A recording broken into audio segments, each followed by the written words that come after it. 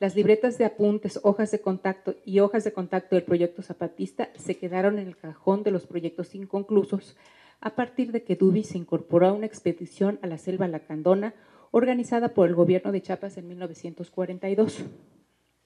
El tema de los lacandones capturó el interés de Duby, quien vio en los habitantes de la selva a rebeldes ancestrales que habían resistido la imposición de la cultura occidental.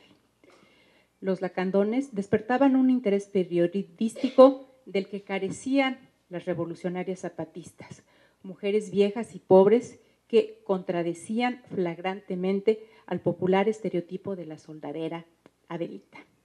Mañana, una de las principales revistas ilustradas, acogió las crónicas de Duby sobre la selva y desplegó generosamente sus imágenes, mientras que sus escritos zapatistas solo aparecieron en Freies Deutschland, revista antifascista de escasa circulación, editada por la comunidad de exiliados de habla alemana en la Ciudad de México y que probablemente gozaba de subsidio gubernamental y casi no tenía distribución comercial. Publicadas con títulos llamativos sobre sus crónicas sobre la selva, fueron el inicio de la carrera periodística de Gertrude Duby, al tiempo que constituían una manera como la exiliada apoyaba la política de integración indigenista del gobierno posrevolucionario. Lejos de ser un documento objetivo sobre la participación de las mujeres en el movimiento zapatista, las notas y las imágenes de Duby son el resultado de una relación tensa, conflictiva, entre la entrevistadora y las mujeres rurales que con más o menos titubeos aceptaron conversar con ella. Animada por una visión comunista de la emancipación de la humanidad, Duby partía de una perspectiva exotizante y muy idealizada del México rural, como un país de tradiciones ancestrales y de revolución social.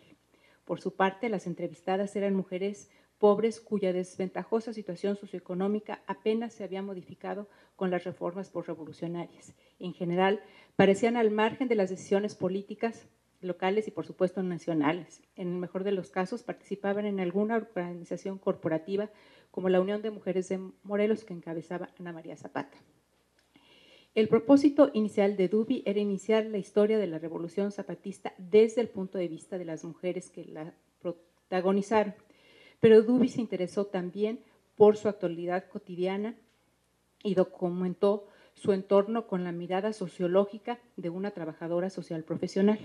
Al mismo tiempo, las entrevistas tienen un sello particular en tanto se alejan de las interpretaciones victimistas de la participación de las mujeres en el zapatismo, que ponen la violencia física y sexual en el primer plano de la historia.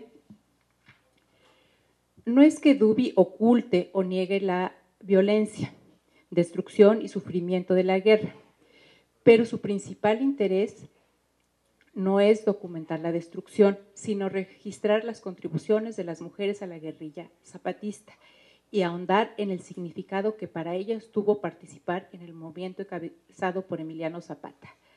Al recrear las historias de compromiso y riesgo, Duby compensaba en alguna medida la desilusión que le provocaba el giro que estaban tomando los acontecimientos en Europa ante el avance del Tercer Reich. En las montañas de Morelos, la Suiza disfrutaba del paisaje de Tepoztlán y, entre comillas, se sentía muy lejos de la guerra mundial, hablando de otra guerra, la guerra contra los grandes terratenientes. Nacida en 1903, Duby llegó a México en 1940, con pocos conocimientos sobre el país. Si acaso, de niña había oído hablar del Popocatépetl. Y como muchos otros activistas radicales del siglo XX, se sentía intuitivamente atraída por un país al que idealizaba por su potencial revolucionario y tradiciones antiguas. Una de las referencias claves sobre México fue el libro titulado México, Tierra India, del etnólogo francés Jacques Sustel, que Duby, según ella contaba, había leído en el barco que la transportó de Génova a Nueva York.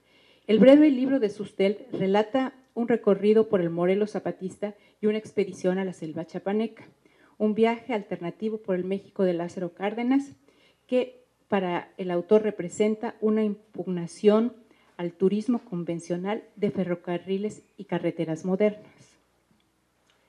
A poco de llegar a México, Duby obtuvo un puesto de trabajadora social en la Secretaría de Salud.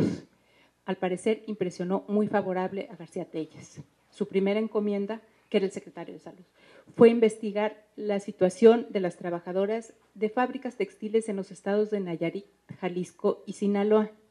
Una compañera de trabajo le habló del papel de las mujeres en la Revolución Mexicana. Esa trabajadora social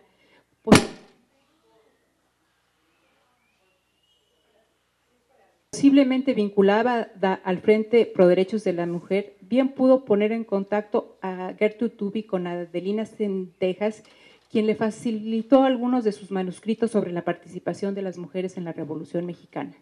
Terminado el empleo en la Secretaría de Salud, Duby hizo las primeras entrevistas con mujeres participantes en la Revolución Mexicana en Juchitán, durante un viaje al Istmo que hizo con Andrés y Alfa en Esterosa. Con ayuda de Alfa, en la traducción del zapoteco, Duby comenzó a indagar la historia de las mujeres revolucionarias.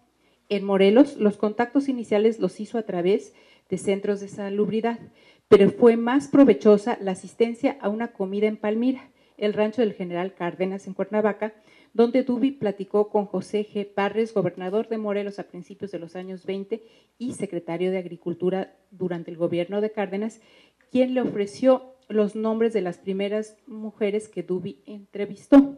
Ellas, a su vez, le fueron dando nuevas referencias, con lo que Duby logró formar una lista de alrededor de 40 mujeres, la relación más larga de su tipo que se conozca hasta ahora. Duby se documentó, desde luego, con el libro de Gildardo Magaña, Emiliano Zapata y el agrarismo en México, entonces recientemente publicado, y se entrevistó con Genaro Amezcua, uno de los principales promotores de la memoria de Zapata en esa época.